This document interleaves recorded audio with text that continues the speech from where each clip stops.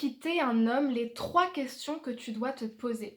Bonjour à toutes mesdames, j'espère que vous allez bien. Dans cette vidéo, on va parler de rupture amoureuse, on va parler de relations sentimentales qui ne fonctionnent plus. Et c'est le sujet qu'on va aborder aujourd'hui pour savoir si finalement il faut que vous partiez ou pas en toute conscience. Avant ça, je me présente, je m'appelle Chloé Mercaer, je suis experte en amour de soi et je pense que chaque femme a le potentiel de transformer sa vie dès lors qu'elle commence à s'aimer. C'est pourquoi sur cette chaîne, je vous parle de confiance en soi, je vous parle de femmes d'exception, de femmes qui prennent leur vie en main et que je vous donne toutes ces clés et toute cette inspiration pour que vous puissiez libérer votre plein potentiel. C'est tout de suite et c'est dans cette vidéo.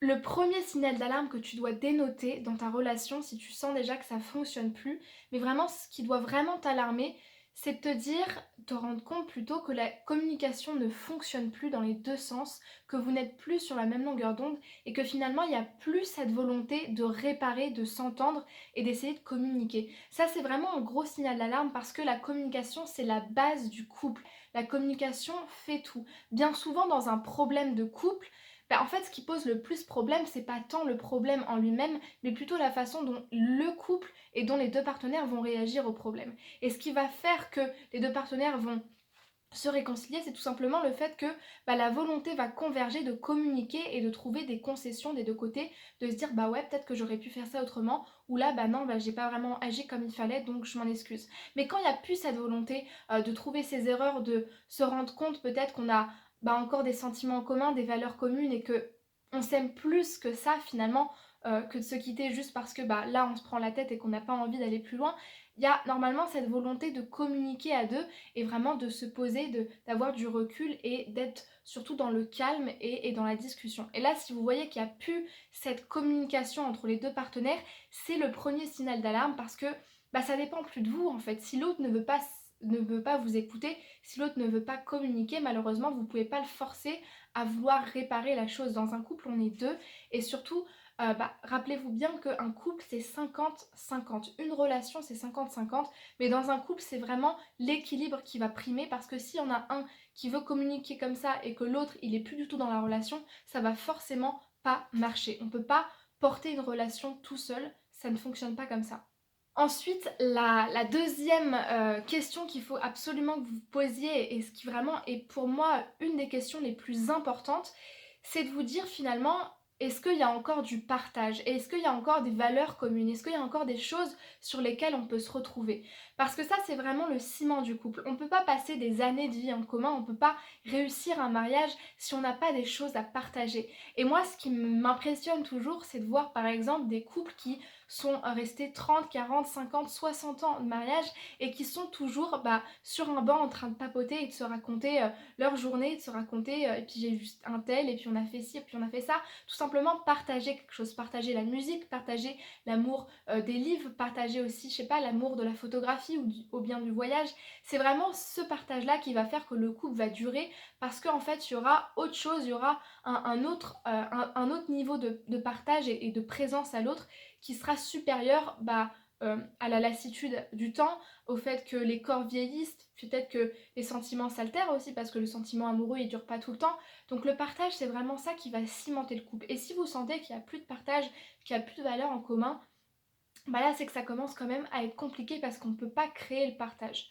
Maintenant, deuxième chose, toujours dans la même rubrique, c'est le sentiment que vous allez avoir aux côtés de l'autre. Si vous sentez que quand vous êtes à côté de votre partenaire, vous avez honte, vous vous sentez pas bien, vous vous sentez triste et que c'est récurrent dans le temps, que finalement c'est vraiment quelque chose qui va durer et dont vous n'arrivez pas à vous séparer, si vous sentez que votre émotion interne et votre intuition vous tirent des signaux d'alarme de je me sens pas bien, j'ai honte de lui, je peux pas le présenter à mes amis, j'ai totalement honte de avec qui je suis, là c'est vraiment qu'il y a quelque chose qui sous-tend et quelque chose qui est soit à régler au plus vite par la communication, soit que généralement c'est qu'il y a un blocage quelque part et que vous n'allez pas vous sentir assez à l'aise pour continuer la relation et de fait ça va juste continuer à dérailler encore plus dans le temps en fait. Et la troisième question qu'il faut que vous vous posiez, c'est de savoir est-ce que vous vous sentez en confiance dans la relation? Parce que bien souvent, quand on veut quitter quelqu'un, ben, on se rend compte qu'en fait la relation elle nous met pas en confiance, on n'est pas à l'aise, on a toujours cette petite question dans la tête, que ce soit est-ce que finalement il est fidèle, ou moi je suis trop jalouse, ou peut-être rien que le fait de se poser tout le temps sans cesse de manière incessante des questions sans arriver à atténuer ces questions-là et que notre partenaire n'arrive pas à nous mettre en confiance, c'est que généralement il y a vraiment un problème et qu'il faut absolument le régler. Parce que si vous vous posez tout le temps des questions, c'est que vous n'avez pas confiance dans votre relation et que vous n'arrivez pas à vous impliquer de manière sereine. Et ça montre à quel point il y a une scissure entre vos sentiments et le fait que vous n'êtes pas à l'aise dans votre relation. Et ça va vraiment vous détruire. Donc c'est important pour vous que soit cette question de mise en confiance, elle soit réglée, soit si vous vous rendez compte que vous n'avez pas du tout confiance dans votre partenaire à n'importe quel niveau que ce soit, et que vous vous posez trop de questions, si vous avez l'impression que la relation n'est pas équilibrée, qu'il vous ment, ou peut-être qu'il essaye de vous endormir avec ses mots, généralement c'est qu'il y a quelque chose qui va pas du tout et qui va pas s'arranger avec le temps. Normalement, quand on est dans une relation, on ne se pose pas de questions, ça coule de source, en tout cas dès le début, ça devrait quand même couler de source. Et les sentiments et le fait qu'on connaisse l'autre aussi, le fait qu'on soit en confiance avec lui fait qu'on se pose quand même beaucoup moins de questions, ou seulement en période de crise. Mais si vraiment c'est récurrent le fait que vous posiez des questions, c'est que vraiment il y a un problème à régler. J'espère que cette vidéo vous aura plu. Si c'est le cas, faites-le moi savoir en me laissant un pouce bleu. Écrivez-moi un commentaire pour me dire si vous êtes dans une situation où vous vous posez des questions sur votre couple. Peut-être expliquez-moi en quelques lignes la situation. Faites-moi part de vos questions aussi, si vous reconnaissez dans l'une des 3 questions qu'il faut se poser au moment de quitter un homme. En tout cas, j'insiste sur le fait que une rupture amoureuse, ce n'est pas un échec personnel. Vraiment, au contraire, c'est une preuve de liberté, d'indépendance et d'amour de soi, parce que quand on n'est pas heureux avec quelqu'un, rien que pour le respect de l'autre, déjà on lui dit et on est honnête avec lui, mais surtout quand on se respecte soi, on préfère partir et rester seul et se réparer et chercher nos réponses et évoluer par nous-mêmes, plutôt que de rester accroché à l'autre comme à une bouée de sauvetage, juste parce qu'en fait, on a besoin d'un bouche-trou pour remplir notre vie d'intérieur.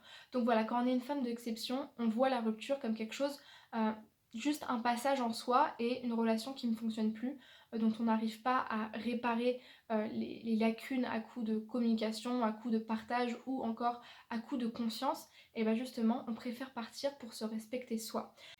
N'oubliez pas de vous abonner à la chaîne, il y aura mon logo qui va apparaître de ce côté-ci, et de regarder les vidéos de recommandations qui apparaîtront de ce côté-ci. Je vous dis à très vite pour une nouvelle vidéo. Ciao ciao.